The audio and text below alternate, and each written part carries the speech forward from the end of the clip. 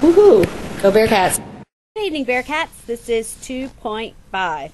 I just want to shout out to Kevin Dong for his great intro slide that we are using these days for our videos. If anyone would be interested in making one, I would be happy to utilize it in a very fun and Bearcat way. Alright, so we will continue tonight to find the zeros, which are x-intercepts of polynomials, and then we're going to write those zeros as a product of linear factors. At the end of the video today, we're going to learn an additional rule to help us narrow our search for zeros. That rule is called Descartes' rule, and I want to make sure that I look tomorrow in your notes that you have that chart written down. And that example. So at the end today, I want to make sure that you have that so that you can work on that when we start working on that tomorrow. That will be just an intro for tomorrow evening's video. Alright, let's move on. Alright, we're first going to also talk about conjugate pairs. We reviewed this a little bit when we did our appendix assignment the other day for complex numbers. But just to remind you that conjugates are that complex numbers are zeros, complex zeros come in conjugates. They are in the form a plus bi, which we've done, and then a minus bi. So if, let's read here, this is about the zeros. Complex zeros occur in conjugate pairs. A polynomial function that has real coefficients. If a plus bi is a 0, so if a plus bi is a 0, then automatically a minus bi would be a 0. They are coming in pairs. Alright, so let's take a look at this next example. This is when we're asked to find the polynomial given the zeros. So you're working backwards. You have the solutions. You're asked to write what the polynomial would look like. We're going to find a fourth degree oops, didn't mean to write on there. Hold on, let me fix that. Okay, so we're going to find this fourth degree polynomial with the real coefficients, and the coefficients are -1, -1, and 3i. Well, if it's 3i, then we also know we have to have -3i because that would be its conjugate.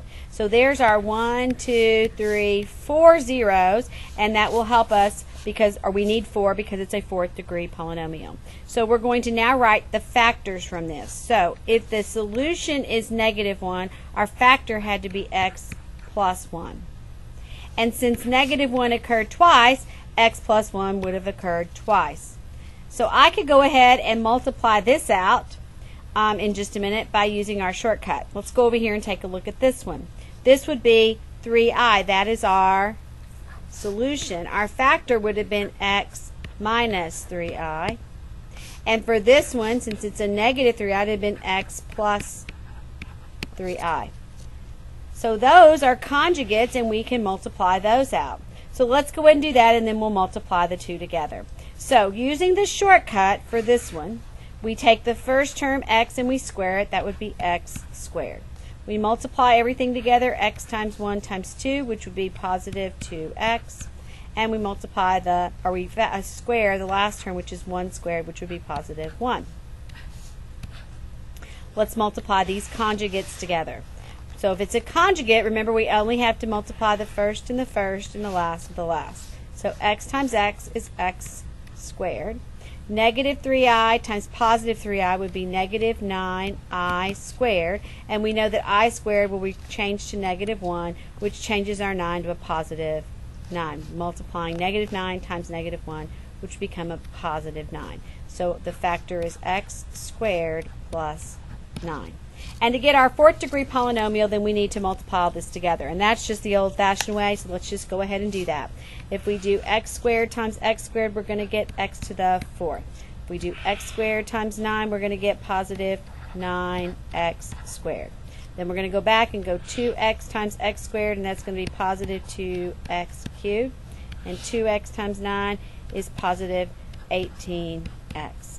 And then finally, 1 times x squared is positive x squared, and 1 times 9 is positive 9. Then it's just a matter of cleaning things up and combining like terms. So let's go ahead and finish that up. And when we finish that up, we have x to the fourth. Oops. We have a plus 2x cubed. We have a 9x squared and a x squared, so that's positive 10x squared. We have an 18x, and we have plus 9. So there is our fourth degree polynomial that has these zeros. All right, if you need to pause and think about that or write it down or work yourself through it again, please do, and then we're going to go ahead and continue after that. Well, I apparently wrote this problem down twice, so we don't need to do this one. We do want to take a look at this little recap down here about factors of a polynomial. The factors of a polynomial where the degree of the polynomial is greater than 0, so first, second, third, etc., with real coefficients can be written as a product of linear quadratic factors. That's what we just did. With real coefficients where the quadratic factors have no real zeros. Where the quadratic factors have no real zeros. So a product of linear and quadratic factors. We just did linear factors, and that's what we're going to focus on most of the time are the linear factors. Next, let's find the zeros of this polynomial, but we're going to be given some information. We're going to be given that one of our zeros is 1 plus 3i. Immediately I know then one of my zeros is 1 minus 3i because they come in conjugate pairs. All right, let's see if we can find the zeros of it.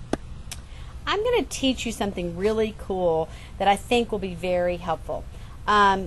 Let me just go through and show you what you would have to do the long way, and then there's a little shortcut, kind of like when we square a binomial shortcut. These, remember, even though they look like factors, these are not factors. These are both solutions. To write the factor for this one, you would have to write x, since 1 is positive, minus, and then in parentheses, 1 plus 3i. When you distribute all that out, you would have x minus 1 minus 3i. For the second one, since 1 is positive, you'd write x minus, parentheses, 1 minus 3i. And when you distribute the negative, you would get x minus 1 plus 3i. Then you would have to take this trinomial and this trinomial, and you would have to FOIL it all together, or multiply it all together. That's going to take you some time. I don't mind you doing that if that's what you choose to do, but there's a lot of places to make mistakes. I want to give you this little formula based on roots. If you have the roots, a shortcut to getting your answer. So hold on. Here's your little shortcut. So write this rule down. This is like a shortcut. Shortcut for multiplying roots, given roots. All right, shortcut for multiplying given roots. So this is going to be root 1. This is our first root, and this is root 2. The little formula is x squared minus parentheses root 1 plus root 2 x. And then we have plus root 1 times root 2. Root 1 times root 2. Now, you may feel this is also kind of lengthy, but it's still going to be shorter than what you had before. Once we multiply them together, then that's a polynomial within, that'll be a second degree polynomial within a fourth degree polynomial, and we will be able to use long division to get our other polynomial so that we can factor and find our zeros. So it's kind of a funny process. I'm really not sure that you will understand all of this the first time you do it. So you're going to want to stop and start a lot and really think about what you're doing, and then we're going to practice it in class again tomorrow. So we do have root 1 and root 2 available, so we're going to write x squared minus, we're going to add root 1 and root 2 together. Well, that's a pretty easy thing because 1 and 1 would be 2, and then we have positive 3i and negative 3i, they cancel out. So minus 2x. And then we're going to add, we're going to multiply these two roots together. Since the roots are conjugates, that also is pretty easy. You're going to have 1 times 1 And then you're going to have the outside times the outside, or the last times the last. So 3i times negative 3i is negative 9i squared. And we know negative 9i squared would become positive 9. So plus 9. And we know that's going to be equal to 10. So you get x squared minus 2x plus 10 as a second degree polynomial within your fourth degree polynomial. Alright, so let's go ahead now and do long division to find what this other second degree polynomial is, and then we can probably factor that. So I'm going to take this and I'm going to use long division. I'm going to say x to the fourth minus 3x cubed plus 6x squared plus 2x minus 60 divided by, and now I'm going to use this polynomial I found. We know it's in there, so we know it should get the zero remainder. X squared minus 2x plus 10. Alright, think. X squared times something equals x to the fourth. That would be x squared. X squared times x squared is x to the fourth. X squared times negative 2x is negative 2x cubed. And x squared times 10 is 10x squared. You're going to subtract everything. This becomes a negative. This becomes a positive. This becomes a negative. Draw your line. Alright, when we do that, we take a look at this. We have negative 3, excuse me, negative 3 and positive 2, so we have a negative x cubed.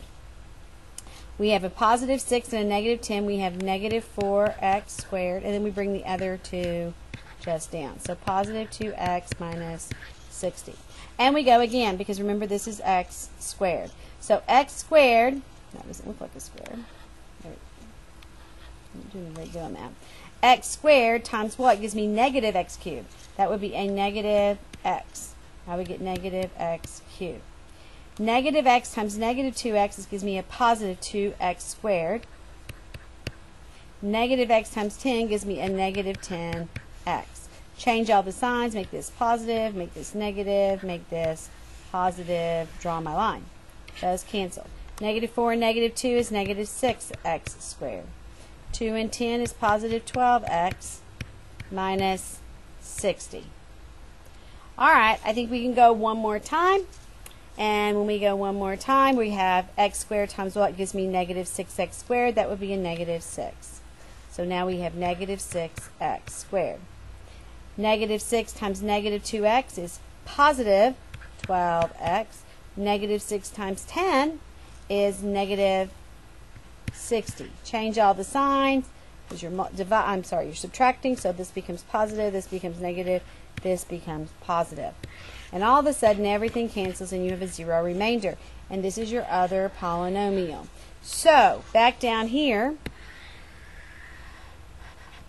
your two polynomials are x squared minus x minus 6 and x squared minus 2x plus 10. Alright, that's already come. We already know that the factors were, or the solutions were 1 plus 3i and 1 minus 3i. We need to find our other factors or solutions. So we're going to factor this one. X and x, negative 1, add to negative 1, multiply to negative 6. I believe that's going to be a 3 and a 2. It's going to be a negative and a positive, and then your solutions are 3 and negative 2. So 3, negative 2, plus, or not plus, but 3, negative 2, 1 plus 3i, and 1 minus 3i are all your four zeros. Go Bearcats.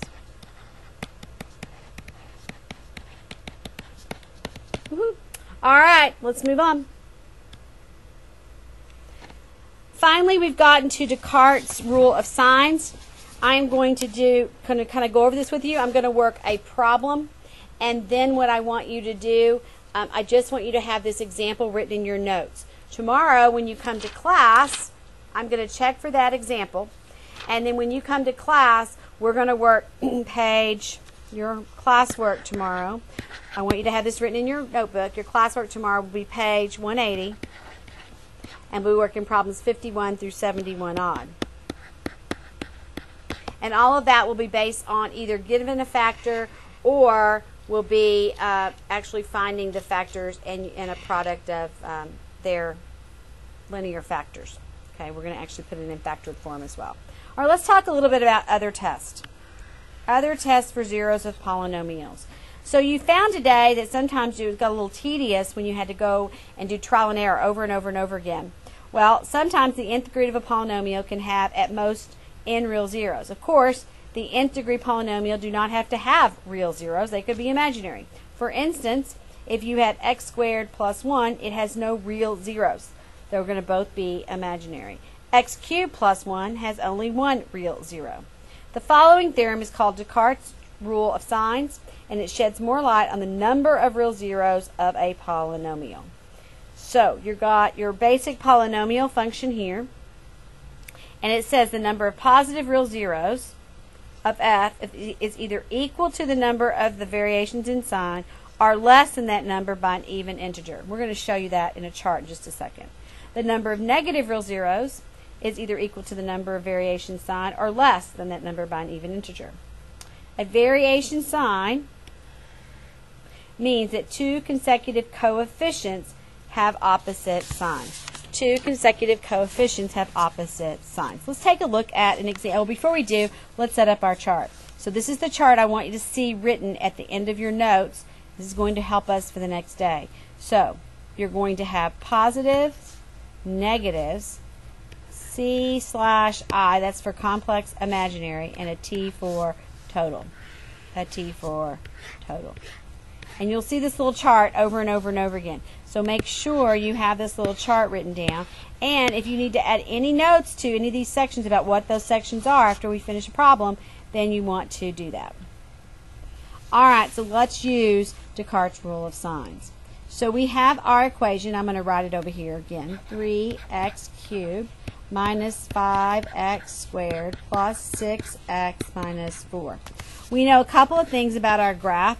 We know it's positive on the right because the 3 is positive. It's an odd exponent degree, so it's going to go negative on the left.